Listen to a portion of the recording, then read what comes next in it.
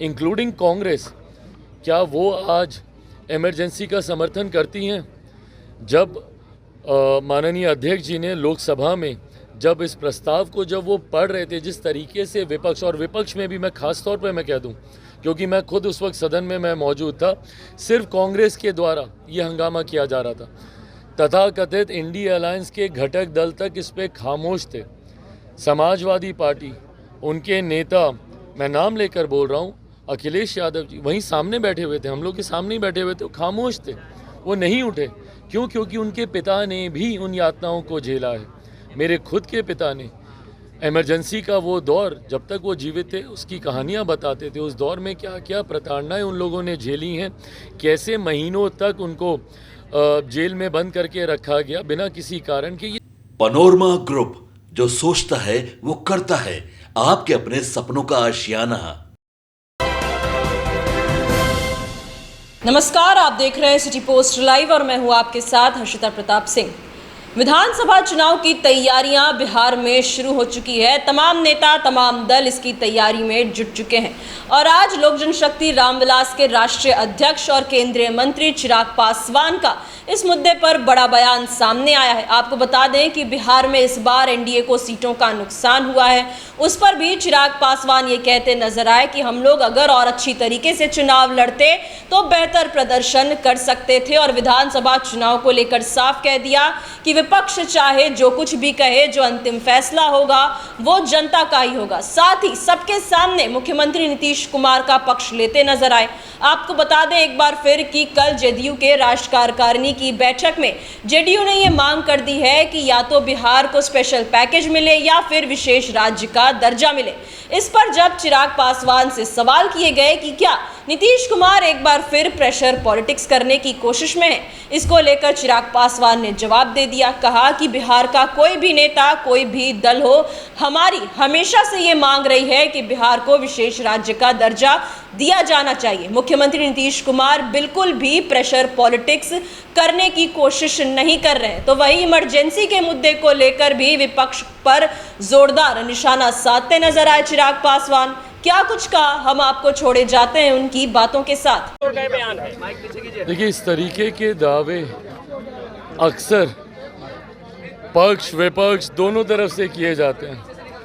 अंतोगत्वा फैसला चुनाव में सिर्फ और सिर्फ जनता लेती है। इस बार भी विपक्ष ने कई दावे किए थे लोकसभा के चुनाव में कि खाता नहीं खुलेगा एनडीए का, जीरो पर आउट हो जाएंगे, तमाम तरीके की बातें कही गई थी। हकीकत में परिणाम क्या हुआ? हम लोग अधिकांश जीते सीटें, हम लोग बिहार में जीतने का हम लोगों ने काम किया।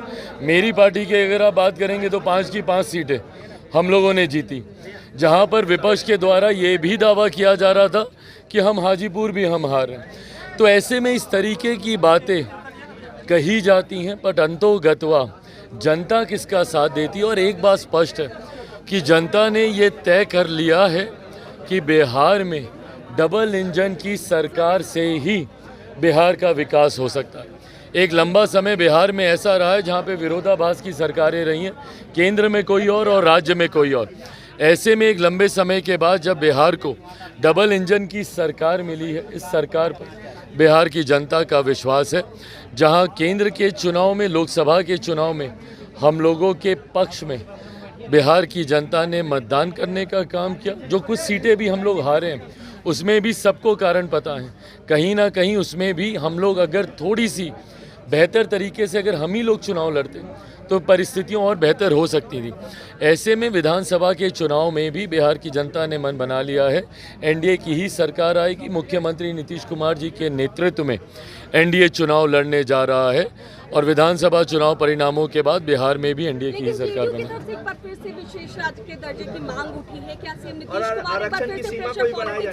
प्रेशर पॉलिटिक्स नहीं है भाई, ये मांग तो हम लोग की रही है। कौन सा ऐसा दल है जो कि बिहार से आता है और वो विशेष राज्य के दर्जे की मांग नहीं करता हो या उस पर अपनी सहमति नहीं देता हो? हम खुद इसके पक्षधर हैं। पर अगर हम ये बोलें कि भैया बिहार को विशेष राज्य का दर्जा देना चाहिए तो हम प्रेशर पॉलिटिक्स कर रहे हैं? नहीं, कतई नहीं। हम लोग जिस सरकार के गठबंधन में हैं, एनडीए का हम लोग हिस्सा हैं, एनडीए का सबसे बड़ा घटक दल भारतीय जनता पार्टी है, जिनके नेता हमारे देश के प्रधानमंत्री हैं, जिस पे हम सबको विश्वास है। ये मांग अगर हम उनसे नहीं करेंगे तो किन से करेंगे? हम लोग राजनीतिक दल होने के नाते ये भी मानते हैं कि ये नीति आयोग के अधीन ये विषय आता है। नीति आयोग के प्रावधानों के अनुसार इससे पहले जब प्लानिंग कमीशन होता था उसमें फिर भी कई ऐसे रिलैक्सेशंस थे जिसमें कई राज्यों को विशेष राज्य का दर्जा मिलता था। नए प्रावधानों के अनुसार ज़रूर इसमें कुछ टेक्निकल इश्यूज़ इसमें हैं, पर उसका भी मिलकर हम लोग समाधान ढूंढेंगे। जो जनता दल यूनाइटेड ने कहा है, ये मांग हम लोग की भी है कि बिहार को जल्द से जल्द विशेष राज्य का दर्जा मिलना चाहिए। अश्वनी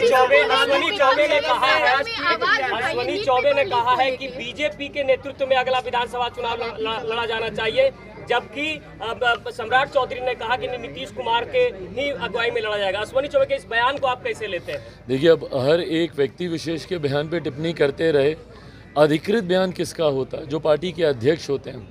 अधिकृत बयान एक अधिकृत व्यक्ति के माध्यम से आता है। पार्टी के कई नेता होते हैं जो अपने अपने पार्टी के प्रति आस्था रखकर इस तरीके के बयान देते हैं, और उसका भी मैं सम्मान करता हूं, क्योंकि वो उनकी अपनी व्यक्तिगत भावना है। पर अंतोगत्वा जब आप एक गठबंधन का हिस्सा होते हैं, गठबंधन में दल के जिस नेता को या जिस अध्यक्ष को अधिकृत ये अधिकार दिया जाता है, उनका क्या फैसला है या उनका क्या बयान है, वो ज़्यादा मायने रखता है। लालू यादव ने ट्वीट किया है और कहा है कि आपातकाल के समय जब इमरजेंसी लगाई गई थी उस समय हमें भी जेल में भेजा गया था, लेकिन जो तत्कालीन प्रधानमंत्री उन्होंने गाली नहीं दिया था। आप जब सदन शुरू हुआ था तो इमरजेंसी को लेकर भी सवाल उठे थे, विपक्ष ने उस पर मौन भी नहीं रखा था। क्या मानते हैं कि क्या लालू यादव का ये पोस्ट किस तरीके से देख रहे हैं? देखिए, मुझे नहीं पता उन्होंने किस सोच के साथ ये पोस्ट किया है, पर ये वो लोग हैं जिन्होंने मेरे नेता, मेरे पिता आदरणीय रामविलास पासवान जी के साथ इतिहास के उस काले अध्याय का ध्वंस झेला है।